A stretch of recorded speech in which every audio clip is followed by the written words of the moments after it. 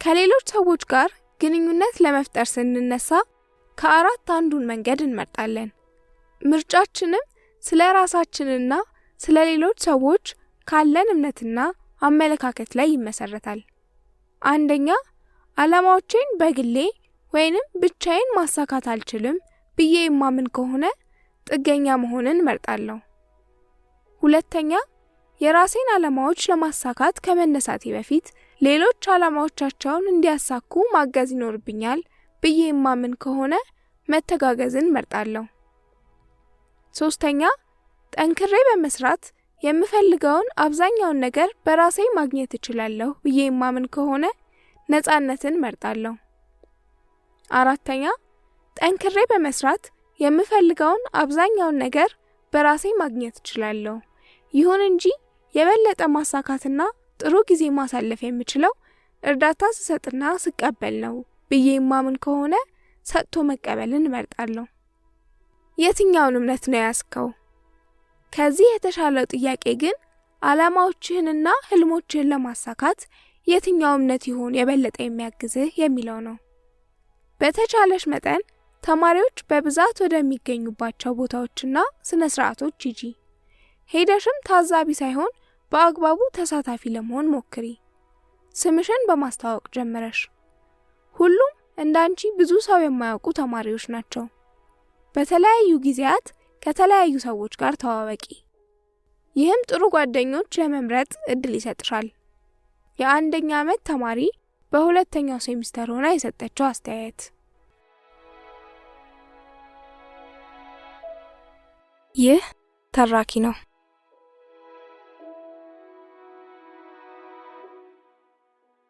ይህ ተራኪ ነው።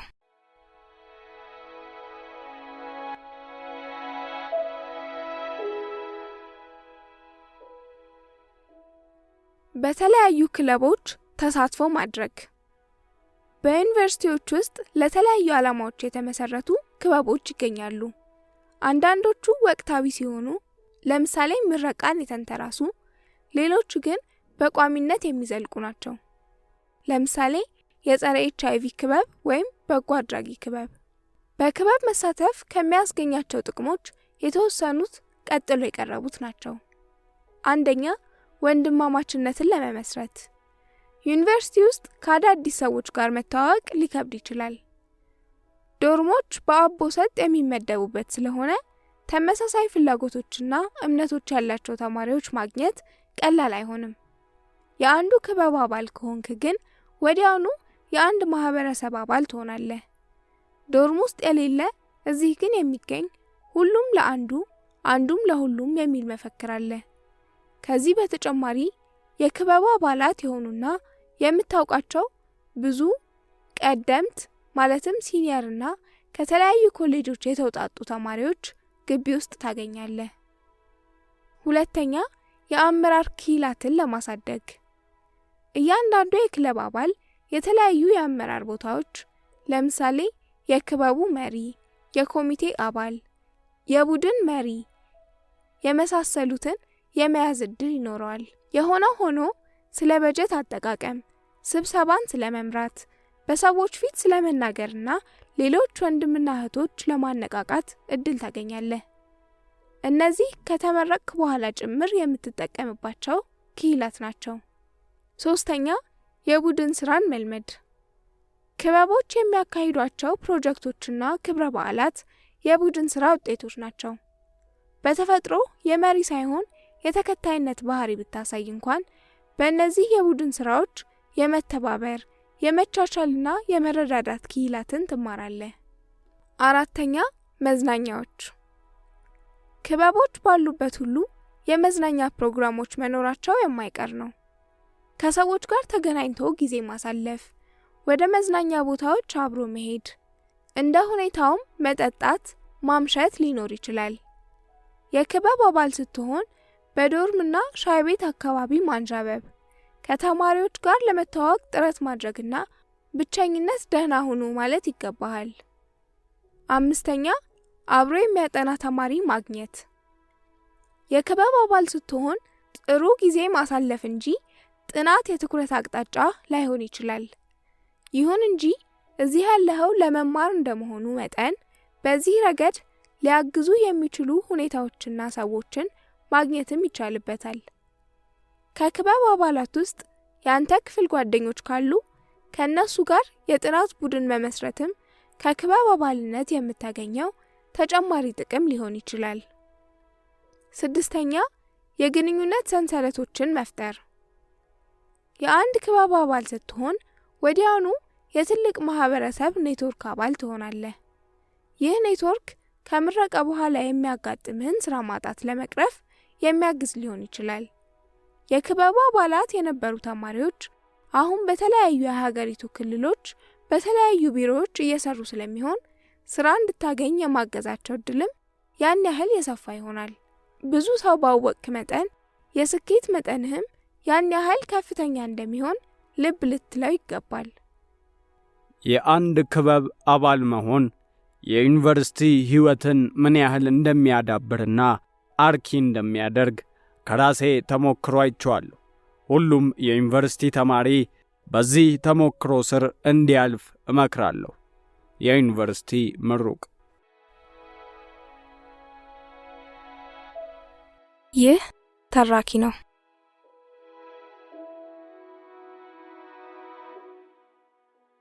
ይህ ተራኪ ነው።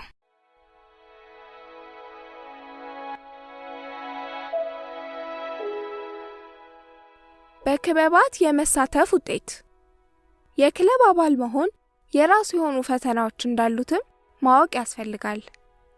የክለብ አባል መሆን ከሚያስከትላቸው መጥፎ ተሞክሮዎች አንዳንዶቹ ከዚህ በታች ተዘርዝረዋል። ከላይ የተጠቀሱትንም ጥቅሞችና እነዚህን ፈተናዎች በማነጻጸር ውሳኔ ላይ መድረስ ያንቺ ኃላፊነት ነው። 1ኛ መመሳሰል። አዎ ክለቦች አባላቶቻቸው ከተለያዩ ሃይማኖቶች፣ ባህሎችና ዘሮች የተውጣጡ እንዲሆኑ ጥረት እንደሚያደርጉ ይገልጻሉ። ይሁን እንጂ ክለቡ የራሱ የሆነ ስብዕና ወይም ማንነት ስለሚኖረው አባላቱም ከዚህ ጥብቅ ወይም አክራሪ ማንነት ጋር የመመሳሰል ብሎም ያንን የማንጸባረቅ አዝማሚያ ያሳያሉ። ይህ ሲሆን ማንነቱ ጣዕም የጎደለው ደረቅ እምነት የመሆን አደጋ ውስጥ ሊወድቅ ይችላል።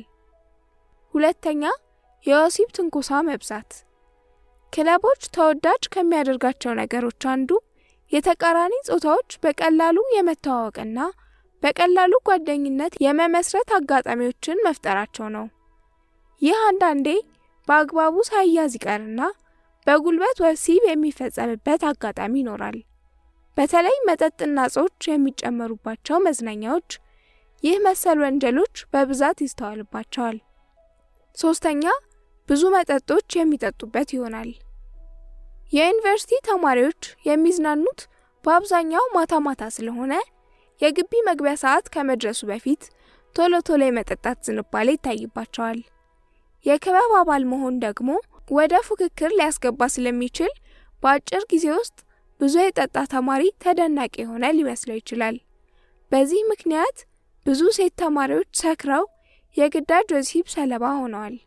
በዚህም ላላስፈላጊ እርግዝና፣ ለበሽታ የተዳረጉና ከትምህርት የተባረሩ ወንድና ሴት ተማሪዎችም ብዙ እንደሆኑ ጥናቶች ያሳያሉ። 4ኛ መዝናኛዎች።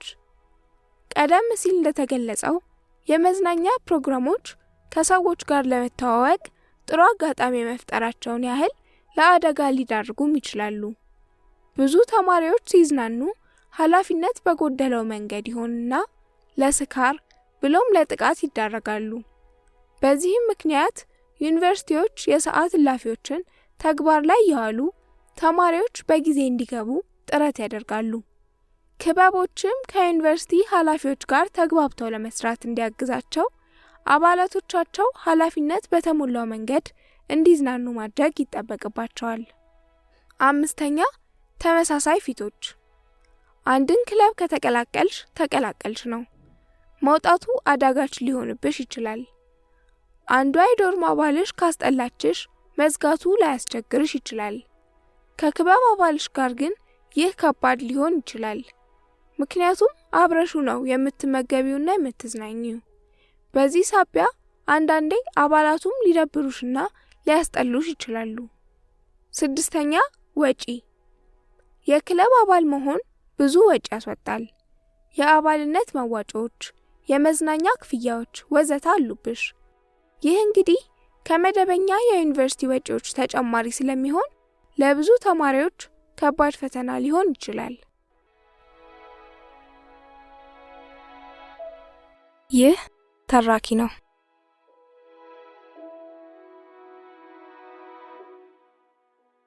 ይህ ተራኪ ነው።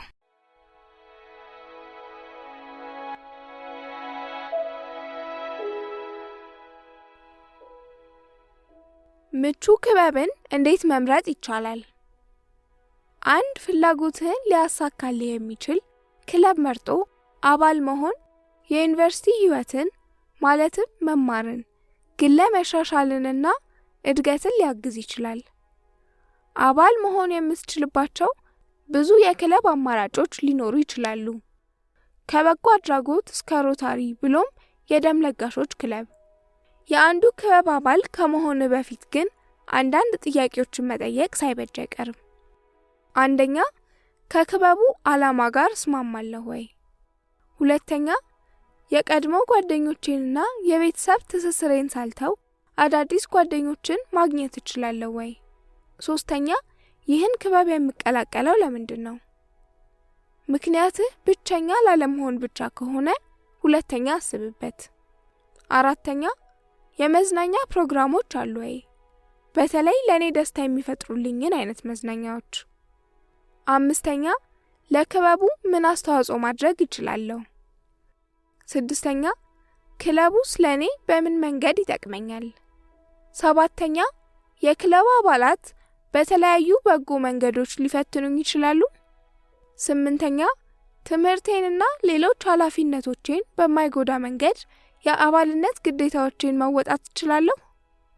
ዘጠነኛ፣ የግልና የትምህርት ዓላማዎቼን ለማሳካት የክለቡ አባልነቴ በምን መንገድ ሊያግዘኝ ይችላል? አስረኛ፣ የአባልነት መስፈርቶችን አሟላለሁ ወይ? 11ኛ፣ የክለቡ አባላት ለወዳቸው የሚችል አይነት ሰዎች ይሆናሉ? ቶሎ ተስፋ አትቁረጥ። አንድ በእውነት የምወደውና ለጥሩ ዓላማ የቆመ ክለብ እስካገኝ ድረስ ብዙ ክለቦችን ተቀላቅያለሁ። የዩኒቨርሲቲ ምሩቅ። ይህ ተራኪ ነው።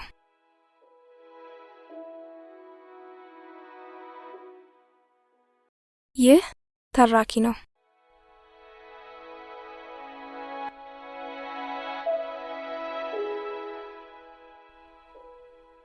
የራስሽን ክለብ መስርቺ። ሃይ ስኩል ውስጥ ብዙ የተንቀሳቀስሽበትና አባል መሆን የምትፈልጊው የበጎ አድራጎት ክለብ እዚህ ካምፓስ ውስጥ የለም እንበል። ምን ታደርጊያለሽ? ቀላል ነው። የራስሽን ክለብ መስርቺ። ይህ ከምታስቢው በላይ ቀላል ሊሆን ይችላል። መጀመሪያ ግን አሰራሩን ከተማሪዎች ካውንስል፣ ከዲፓርትመንትሽ ወይም ከሚመለከተው ክፍል መረዳት ይኖርብሻል። ቀጥሎ ደግሞ ከዚህ በታች የተዘረዘሩት እንደ መነሻ ሊያገለግሉሽ ይችላሉ። አንደኛ፣ ዓላማሽን የሚጋሩ ተማሪዎች አፈላልጊና መዝግበሽ ያዢ። ሁለተኛ፣ አስፈላጊውን የአሰራር ቅደም ተከተል ከሚመለከተው ክፍል ካገኘሽ በኋላ የምትሞያቸው ቅጾች ካሉ በአግባቡ ሙይ። ሶስተኛ፣ ካሰባሰብሻቸው አባላት ጋር በመሆን የክለቡን ዓላማና መተዳደሪያ ደንብ አዘጋጂ። የሌሎች ክለቦች መተዳደሪያ ደንቦችን ማየት ለዚህ ስለሚጠቅም ፈልጊ። አራተኛ፣ ይህን ክለብ በገንዘብ ይሁን በቁሳቁስ ሊረዳ የሚችል የዩኒቨርሲቲ ተቋም ካለ አጠያቂ። አምስተኛ፣ በመጀመሪያው የአባላት ስብሰባ በተቻለሽ መጠን ብዙ ተማሪዎች እንዲገኙ ለማድረግ በየቦታው ማራኪ የጥሪ ማስታወቂያዎችን ለጥፊ። በዩኒቨርሲቲ ኤፍኤም ሬዲዮም አስተዋውቂ። ብቻ በተገኘው መንገድ ሁሉ ብዙ አባላትን ለመሳብ ሞክሪ። እገዛ ካገኘሽም ሻይ ወይም ለስላሳ ለተገኙ ተማሪዎች በነጻ ጋብዢ። ስድስተኛ፣ ስኬታማ ክለብ ይሁንልሽ። በተገኘው አጋጣሚ ሁሉ የክለብና የማህበራዊ እንቅስቃሴ አካል መሆን በዩኒቨርሲቲ የሚበለጽግና በቀሪው ህይወታችን የሚጠቅሙንን ክሂላት የምናዳብርበት ብሎም ዘላቂ ጓደኝነት የምንመሰርትበት ጥሩ አጋጣሚ ነው። በሥራ ላይ የሚገኝ የሕግ ምሩቅ። ይህ ተራኪ ነው።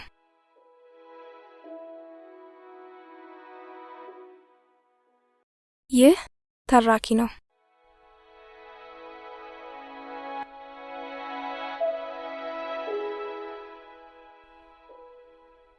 ብዝሃነትንና ዘረኝነትን በአግባቡ መያዝ። አንዳንድ ዩኒቨርሲቲ ካምፓሶች ብዝሃነትን መሰረት ያደረጉ ግጭቶች ማስተናገዳቸው እውነት ነው። ይህ ግጭት የዘር፣ የጎሳ፣ የነገድ፣ የቋንቋ፣ የሃይማኖት ወይም የፖለቲካ ልዩነቶችን በአግባቡ ካለማስተናገድ የተነሳ ይፈጠራሉ። በርካታ የዘመናችን ተማሪዎች የባህልና የቋንቋ ልዩነትን ወይም ብዝሃነትን በዘመቻ ለማጥፋት ከመሞከር ይልቅ ልዩነቶቻችንን አቻችለን መኖር እንዳለብን የገሃዱ ዓለም እውነታ እንደሆነ እየተገነዘቡ የመጡ ይመስላል። ይሁን እንጂ በካምፓስ ቆይታ ሊያጋጥሙ የሚችሉትን የዘርም ይሁን የፖለቲካ ልዩነቶች መነሻ ያደረጉ ግጭቶች በአግባቡ መያዝ የሚያስችል አንዳንድ ምክሮች ቀጥለው ቀርበዋል። አንደኛ፣ በራስህ ጠንካራ እምነት ይኑርህ። ይህ ከሆነ ሌሎችን የማጥፋት ፍላጎት አይኖርህም። የዘር ግጭት ዋናው መንስኤ ፍርሃትና የደህንነት ስሜት ማጣት ነው። አንዳንዶች በራሳቸው ማንነት ጥሩ ስሜት ሳይሰማቸው ሲቀር ሌሎችን ማስወገድ እንዳለባቸው ያምናሉ። ዘረኛን በአግባቡ የመያዝ ዋነኛው መንገድ ራስን ከዘረኝነት ስሜት ማራቅ ነው። ጥላቻን በጥላቻ መመከት ቀላል ነው። ይህን ባደረክባት በእያንዳንዷ ጊዜ በሂደት ራስህን ትንሽ በትንሽ እየገደልክ እንደሆነ ልብ በል። ጥላቻ ቀድሞ የሚያጠፋው ተሸካሚውን ነውና አትጥላ። ከዚህ ይልቅ በራስህ ትልቅነት እንዲሰማህ አድርግ። ይህን ስታደርግ ብቻ ነው የሌሎችን ትልቅነት መቀበል ብሎም ማድነቅ የምትችለው። ሁለተኛ፣ ቁጣንና ጥላቻን ለበጎ እንጂ ለአፍራሽ ዓላማ አታውለው። ዘረኛ ሰው ስታይ የቁጣና የጥላቻ ስሜት መሰማት ተፈጥሯዊ ነው። ቁጣና ጥላቻ ተፈጥሯዊ ስሜቶች ናቸው፣ መታፈን የለባቸውም። ይሁን እንጂ ለአፍራሽ ዓላማም ማዋል የለባቸውም። ከዚህ ይልቅ ወደ አዎንታዊ ጉልበት በመቀየር ለበጎ ነገር አውላቸው። ሶስተኛ፣ ችግሩ የነሱ እንጂ ያንተ እንዳልሆነ ተቀበል። ብዙ ጊዜ ሰዎች ቀለማችንን፣ ሃይማኖታችንን ወይም ዘራችንን ምክንያት በማድረግ ሲጠሉን እንናደዳለን፣ እንደነግጣለን ወይም እናብዳለን። ነገሩን በዚህ መልኩ ውስጥ ያየው። ዘረኛው አንተ ሳትሆን እነሱ መሆናቸውን። ይህ ማለት ችግሩ ያለው እነሱ ጋር እንጂ አንተ ጋር አይደለም። የእነሱን ያለማወቅ ወይም የድንቁርና ጓዝ አንተ አለመሸከምህን ስታውቅ ተመስገን በል። የማን ድንቁርና ነው? ያንተ ወይስ የነሱ? ፋይሉ ተዘጋ። አራተኛ፣ መጥፎ ለሰራው ሰው ስሜትህን በብልሃት እንዲያውቅ አድርግ። አንዳንዴ ሰዎች ዘረኛ ወይም ጎጠኛ መሆናቸውን ልብ ላይሉ ይችላሉ። ይህ የሚያሳስብህ ከሆነ እንዲያውቁት አድርግ። አስተያየታቸው ወይም ድርጊታቸው ሆን ተብሎ የተደረገ ካልሆነ በእርግጠኝነት ይቅርታ ይጠይቃሉ። ጉዳዩን እንዲያውቁ ካደረግክ በኋላ ይቅርታ ካልጠየቁ ሶስተኛውን ምክር አስታውስ።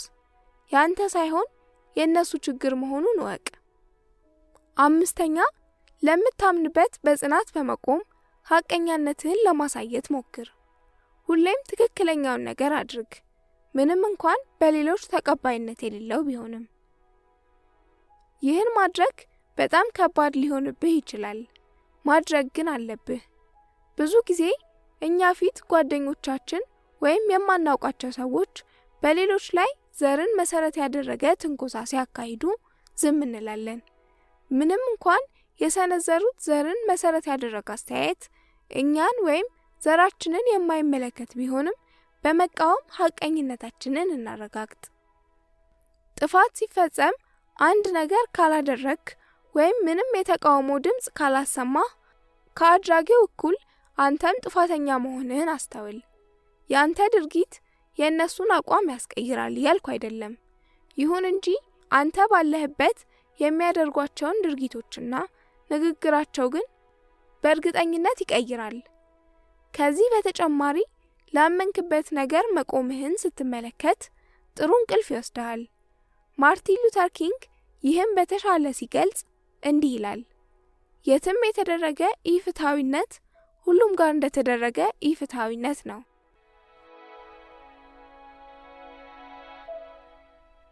ይህ ተራኪ ነው።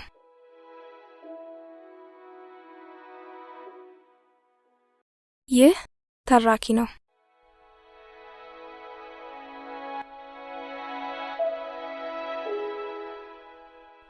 በጥላቻ ላይ የተመሰረቱ ወንጀሎችን መቋቋም። አንደኛ፣ በጥላቻ ላይ የተመሰረተ ወንጀል ምን እንደሆነ ተገንዘብ። በካምፓስ ውስጥ የሚያጋጥም አድሎ ወይም ጥላቻ ላይ የተመሰረተ ወንጀል በአግባቡ ለመያዝ ከተፈለገ መጀመሪያ የዚህ አይነት ወንጀልን ምንነትና ይህን በተመለከተ በግቢ ውስጥ ያሉትን የመተዳደሪያ ደንቦች ማወቅ ያስፈልጋል። በአድሎ ወይም ጥላቻ ላይ የተመሰረተ ወንጀል የተለያዩ መልኮች ቢኖሩትም በዘር፣ በጎሳና በሃይማኖት የሚከሰቱት በርካታ ናቸው። ሌሎች ደግሞ ጾታን፣ የአካል ጉዳተኝነትን መሰረት ያደረጉ ናቸው። እነዚህም በተለያዩ መንገዶች ሊገለጹ ይችላሉ። ለምሳሌ በስድብ፣ መጥፎ ቋንቋ በመጠቀም፣ በአሽሙር ወዘተ። ሁለተኛ፣ ተባበር። ጥላቻና አድሎ ግቢ ውስጥ ሲከሰቱ ያናድዳል። ብዙ ተማሪዎች እንዲህ አይነት ወንጀሎችን ይጠላሉ። ከተፈለገ ግን ተማሪዎች በመቀናጀትና ማህበር በማቋቋም ጭምር መታገል ይኖርባቸዋል።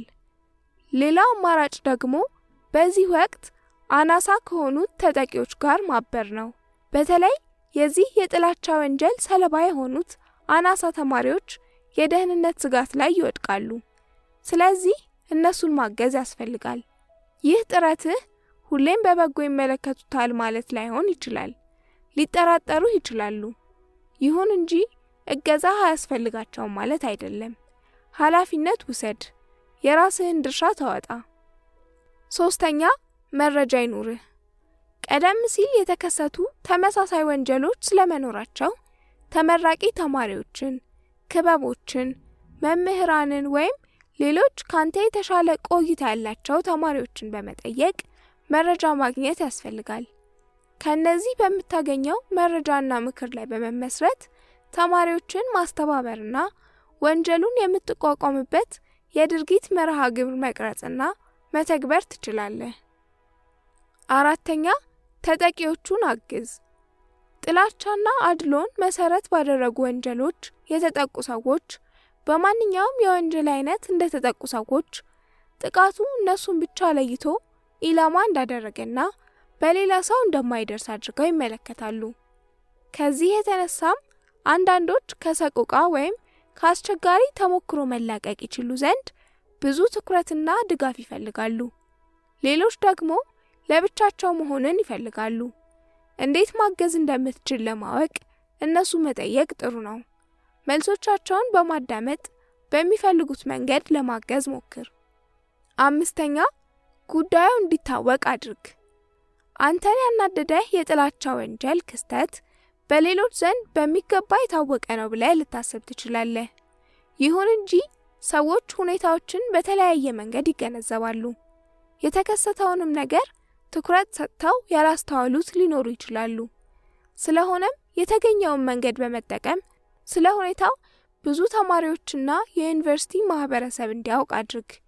ወረቀቶችን በመበተን፣ በኤፍኤም ሬዲዮ ማስታወቂያ በመለጠፍ፣ መልእክቶችን በመላላክ ወዘተ። ስድስተኛ፣ ከግቢ ውጭ ያለውን ሚዲያ ተጠቀም። ይህንን ወንጀል እየተከላከልክ ያለኸው በማህበር ተደራጅተህ ከሆነ ስለ ሁኔታው በሌሎች ሚዲያዎች ለምሳሌ ቲቪ፣ ሬዲዮ፣ ጋዜጦች የሚተላለፈው መረጃ ትክክለኛነት በመከታተል ማስተካከያዎች አድርግ። ሐቀኛ ያልሆነ የተዛባ መረጃና ደካማ የሆነ የሚዲያ አያያዝ ቁጣንና ጥርጣሬን በመቀስቀስ ወንጀሉን ሊያባብስ ይችላል። 7ኛ ዕውቀትህን አካፍል። በማናቸውም ዩኒቨርሲቲ ወይም የትምህርት ክፍል ተማሪ ብትሆንም አንድ ልታምንበት የሚገባ ሀቅ አለ። ይኸው የተማሪዎች ብዝሃነት ስብጥር መልክ እንደ ፕሮግራሙ አይነት በ3 በ5 በ7 ዓመታት ውስጥ ሙሉ በሙሉ ይቀየራል። በዚህ ዓመት ካምፓስህን ያናወጠው ግርግርና ነውጥ ከ3 ከ5 ወይም ከ7 ዓመታት በኋላ ለሚመጡ ተማሪዎች አፈ ታሪክ ይሆናል። ስለሆነም ስትመረቅና ዩኒቨርሲቲውን ለቀህ ስትሄድ የቀሩት ተማሪዎችና ሌሎች ሁኔታው የሚያሳስባቸው የማህበረሰብ አባላት የተጀመረውን ስራ እንዲቀጥሉ መሰረት ጥለህ መሄድ ይኖርብሃል። ተመሳሳይ ችግር መቼም ቢሆን ሊከሰት ስለሚችል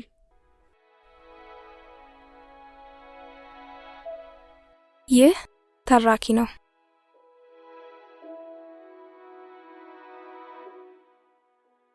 ይህ ተራኪ ነው።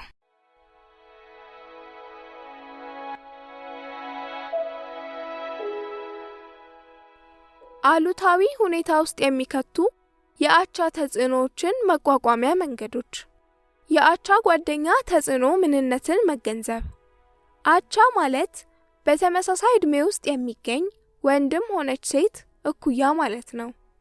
የምትለብሳቸው ልብሶች፣ የምትሄድባቸው ቦታዎች፣ የምትሳተፍባቸው የጊዜ ማሳለፊያዎችና ሌሎችም በአቻዎች ተጽዕኖ ስር ናቸው። ከዚህ አልፎም አቻዎች በአኳኋንህና ንግግርህ ጭምር ሳይቀር ተጽዕኖ ያሳድራሉ። የአቻ ተጽዕኖ ማለት ደግሞ በአንተ ዕድሜ ክልል የሚገኙ ሰዎች የሚያደርጉትን ማድረግ አለብኝ ብለህ ለማድረግ መነሳትህን ያመለክታል። በሁሉም የዕድሜ ክልል የሚገኙ ሰዎች በአቻዎቻቸው ተጽዕኖ ስር ይወድቃሉ። በአስራዎቹ የዕድሜ ክልል የሚገኙት ግን ከሁሉም የበለጠ ለአቻ አስተያየት ልዩ ትርጉም የሚሰጡና በዚህም ለበጎም ይሁን ለመጥፎ ድርጊት የሚነሳሱ ናቸው። በዚህ የዕድሜ ክልል ያሉ ተማሪዎች መመሳሰል ይፈልጋሉ። ይህ ራሱ የአቻ ተጽዕኖን መቋቋም አስቸጋሪ ሊያደርገው ይችላል።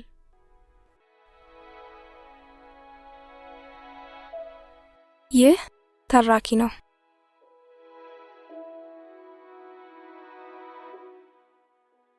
ይህ ተራኪ ነው።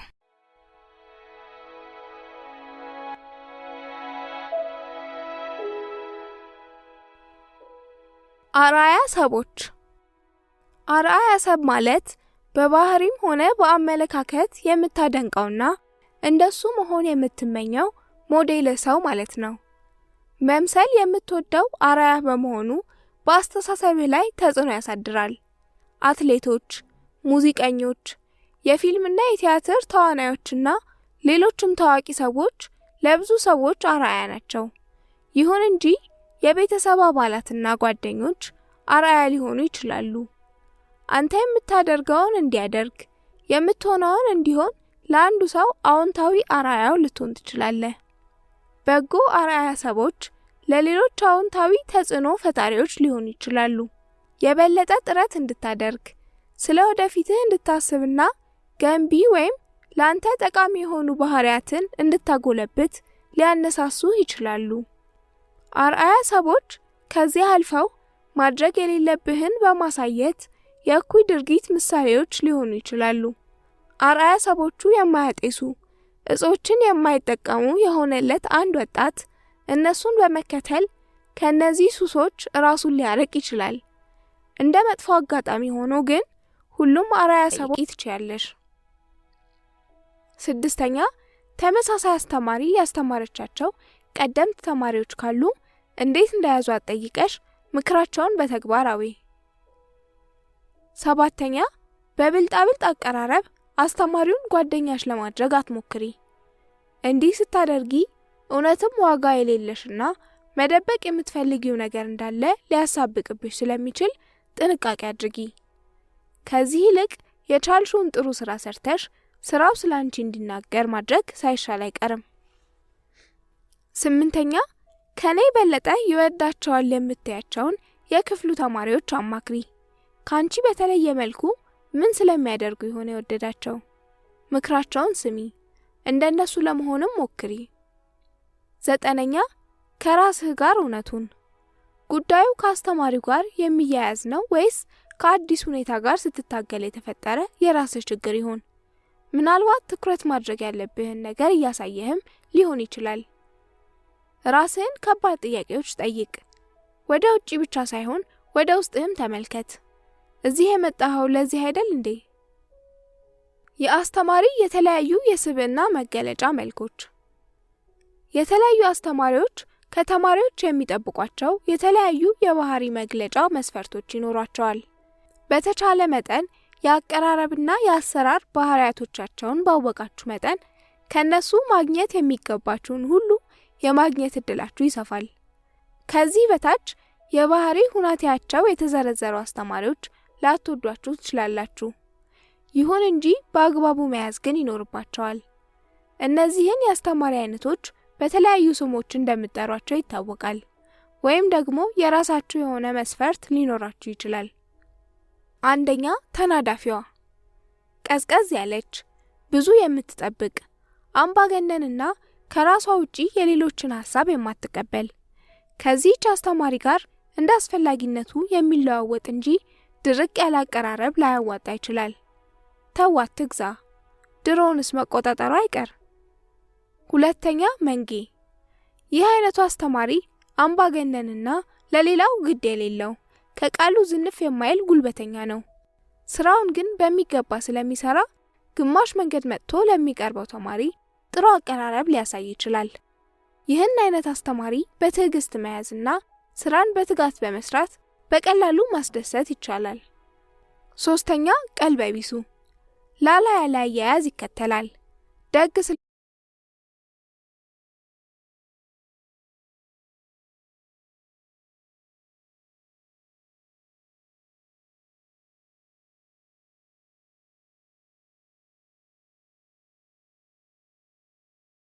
አይደሉም።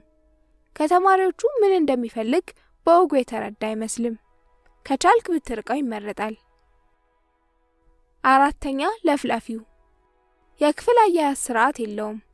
ብዙ ሳቅና ቀልድ ያበዛል። ጥሩ አቀራረብ አለው። ለተማሪም ቅርብ ነው። ችግሩ ከዚህ አስተማሪ ብዙም የመማር እድል ማግኘት አይቻልም። አምስተኛ፣ ንቁና ብልጡ፣ ሌሎችን ባሉበት መቀበል የሚችልና ዲሞክራት ነው።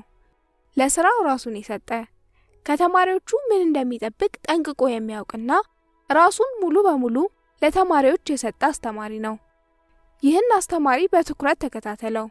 ከሚያስተምረው ትምህርት ብቻ ሳይሆን ከህይወት ልምዱም ብዙ መማር ትችላለህና።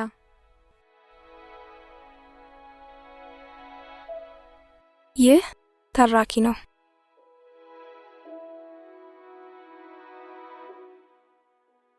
ይህ ተራኪ ነው።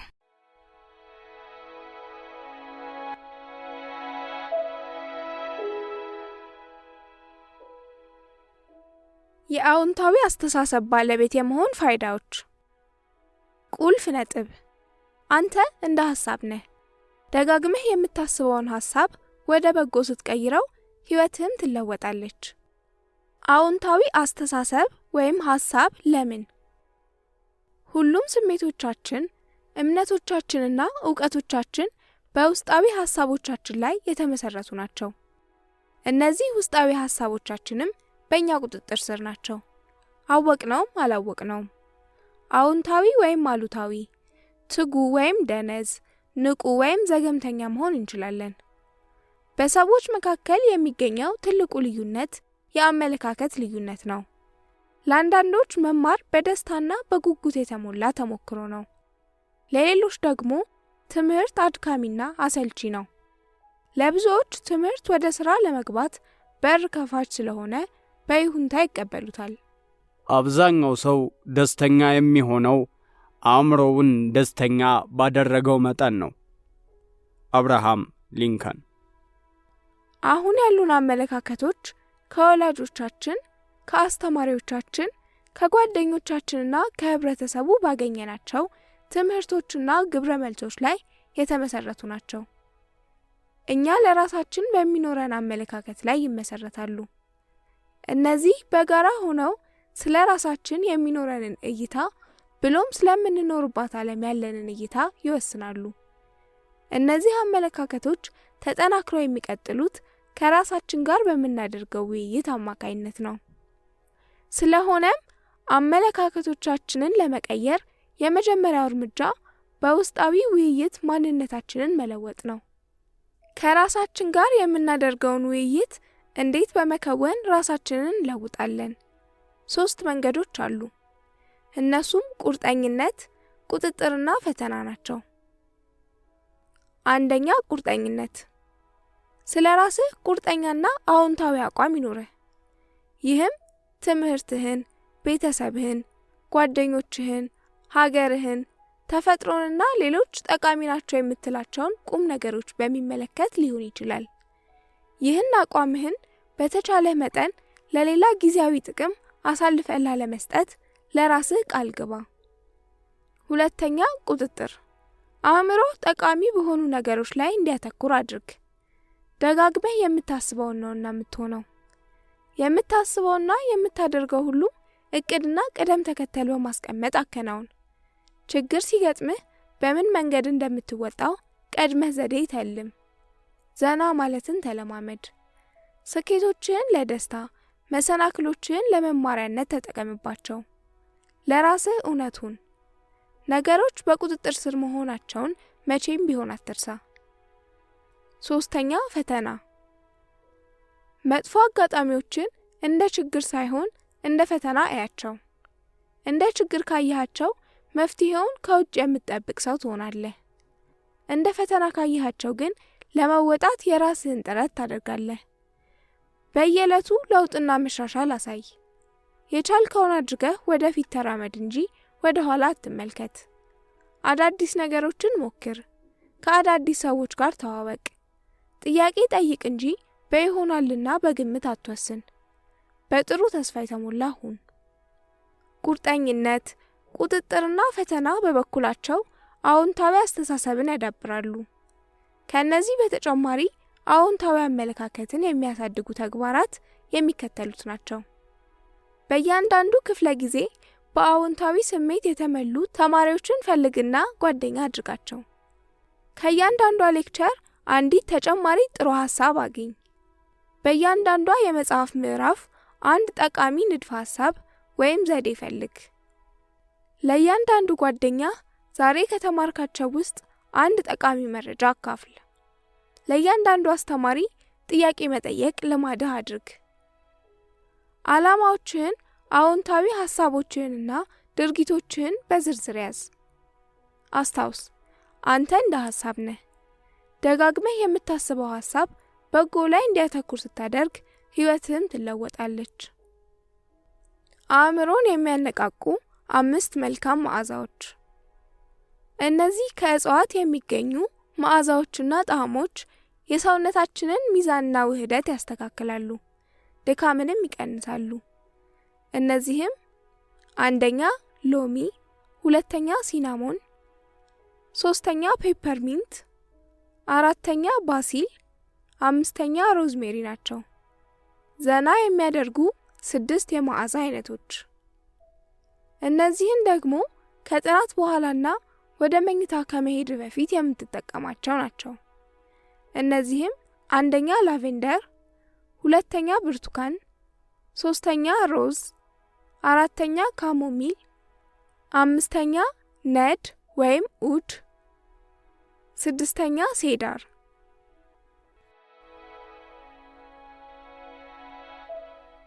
ይህ ተራኪ ነው።